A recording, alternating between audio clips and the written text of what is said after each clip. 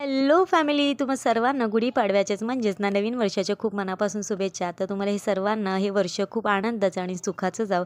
आता आदल्या दिवशी नाही मी ते डोसा बॅटर बनवायला घेतलं होतं, कारण की मिलीला दुसऱ्या दिवशी डोसा खायचा होता, त्यामुळेच ही तयारी करून घेतली होती. आता नवीन दिवस तर उजाडला, पण आमच्याकडे काही ना गुढी उभारत नाही, कारण की ना माझे माहेरी उभारत होते, पण सासरी काही उभारत नाही, पण गोडाचा नैवेद्य ठेवतात. आणि म्हणूनच मी सकाळी मस्त अशी खीर बनवायला घेतली होती आणि मिलीने खूप दिवसाची सुंदर अशी सुरुवात केली होती. तिने छान अशी रांगोळी काढली आणि मी देवपूजा करून घेतली होती. आता एका साईडला इथे खीर बनते, तर एका साईडला मस्त अशी डोसा बनवायला घेतले होते आणि डोस्याचं बॅटर खूप छान फर्मेंट झालं होतं. आता डोसा बनवायला ठेवलं, पण मिलीचं इथं मस्त असं लुक रेडी करून आली होती, तोच मला दाखवत होती. त्यात खरंच खूप प्रिटी वाटत होती ती. आता इथे मस्त असं डोसा रेडी झाला, एका साईडला खीरही रेडी झाली आणि चटणी रेडी झाली. आता मी इथे देवाला नैवेद्य दाखवला आणि लगेच इथे जेवणाची तयारी करायला घेतली होती, कारण की मिस्टरांना कामाला जायचं होतं. त्यामुळे जेवणामध्ये डाळ भात गवारची भाजी असं काही जेवण बनवलं होतं, पण सकाळच्या घाई गडबडीत मला अजिबात वेळ भेटला नव्हता नाश्ता करायला, त्यामुळे मी ही खीर खाऊन घेतली आणि त्यानंतर मिलीच्या अभ्यासाला बसले होते. तर असा काही होता दिवस. व्हिडिओ आवडेल तर लाईक